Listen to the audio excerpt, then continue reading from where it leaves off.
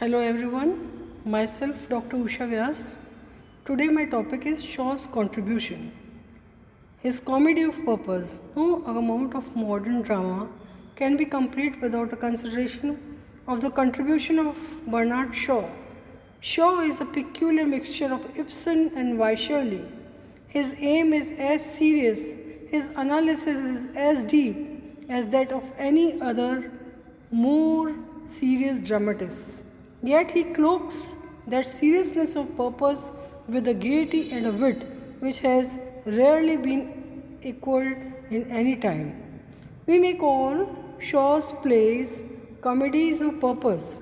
They aim at being as laughable as Congreve's, as stinging as Johnson's, as profound as Ibsen's. There is no early comedy in English comparable to that of Shaw. He has brought to the English stage a type of drama entirely new, a type which few could follow. Unfortunately, critics of 100 years hence will regard his plays as one of the most notable contributions to the theatre in our time, but it is probable that they will find only one or two other dramatists with whom to compare him. The comedy of purpose, if it is not to drift into mere sentimentalism, demands a genius not only of a high but also of a peculiar kind. Original concept of characterization. Now, the next point is original concept of characterization. From the literary point of view, Shaw's drama means a great deal to the English theatre.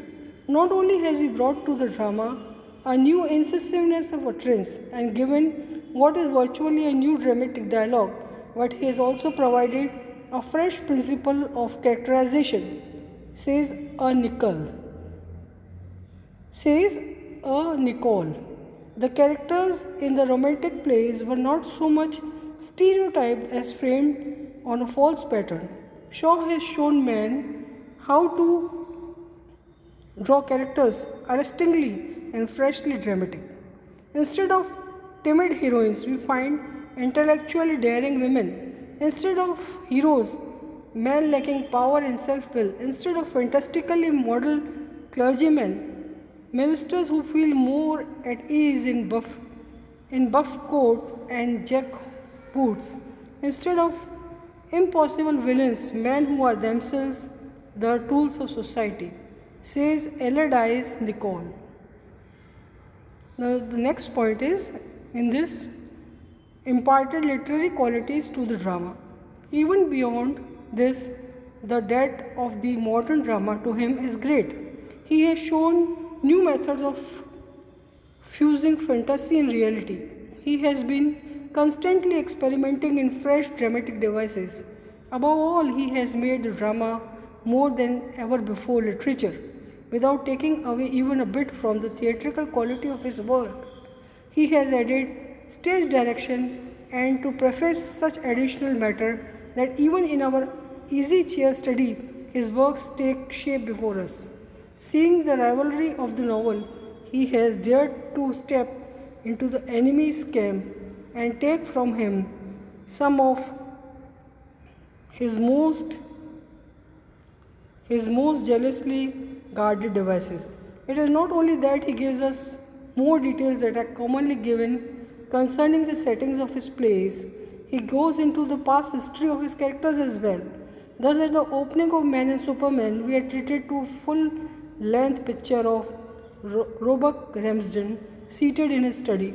Chairs and tables, neckties and waistcoats are described to us, and then follows an account of his age and his antecedents. In this way are his characters visualized down to the roots. In Arms and Men also, the past of the principal characters have been given in this way. Increase the popularity of the drama. Next point in this discussion is increase the popularity of the drama. It is unquestionable that this device had added to the popularity of the drama. After a few years of hesitancy in the publishing of plays, the newer writer sought for a double public. Without ignoring the theatre as the poet of the past had done, They made an appeal also to the many readers of novels and of poetry. The stage directions and the preface alike were planned for this purpose, and as a consequence, the drama as a whole became ever more a part of literature. In thus re-establishing the literary drama, the modern writers were striking out and away from trivial and vain romantic theatre of preceding decades, and the work owes a tremendous debt to the activity and boldness of Shaw, whose plays Pleasant and Unpleasant 1898 and Plays for Puritans 1900 fully established the drama alongside of the novel as a popular literary form, says A. Nicol.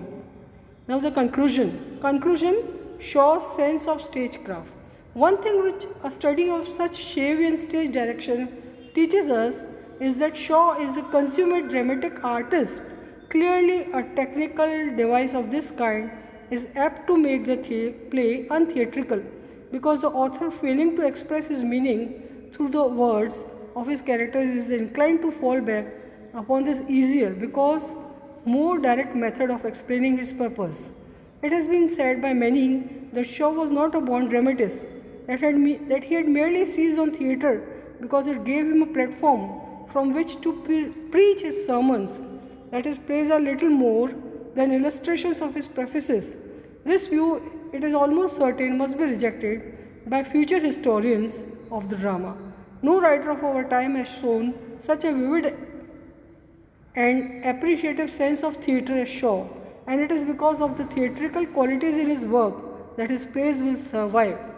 His philosophy may be smiled at a century hence, and his problems may seem them problems no more, but his dramas, at least half a dozen of them, must retain their appeal because of the way in which he has made use of facts which are theatrically striking, and because of the incisive beauty of his dialogue, says A. Nicol, the critic.